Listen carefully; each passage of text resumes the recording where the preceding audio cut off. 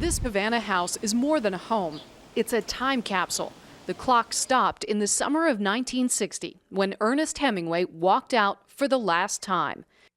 Well, this is what it's all about. For 20 years, Hemingway lounged in these seats, drank from these bottles, wrote one of his greatest novels, For Whom the Bell Tolls, and dreamed up his last great classic on this typewriter, Old Man and the Sea, inspired by fishing trips on this boat that sits right outside the house. This door gets closed and it gets exposed to the rain. Bill DuPont is an American leading a team of experts in a rare collaboration with the Cuban government to preserve the home, right down to the wall where Hemingway obsessively recorded his weight.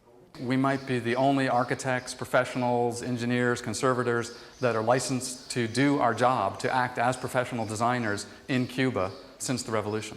They were able to help the Cubans take the house from this 4 years ago to this today. They know some special things about the preservation, but we know how to preserve in tropical climates. Hemingway spent 30 years in and out of Cuba. He met Fidel Castro only once. Today, it's hard not to walk in his Havana footsteps.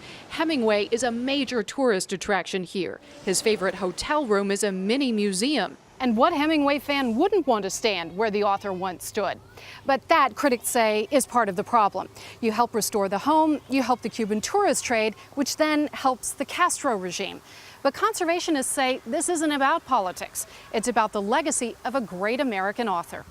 Stored in the basement of this old house are thousands of Hemingway papers, unseen by American eyes in more than 40 years. There were many letters that he had written to Mary Hemingway when they were both war correspondents during World War II. Like this one to his wife in the fall of 1944. I'm so damned anxious not to be killed, Pickle, on account of loving you. And this letter from fellow writer Sinclair Lewis. Jesus, that's a great book, Bell Tolls. What would have happened if these documents had been left as is?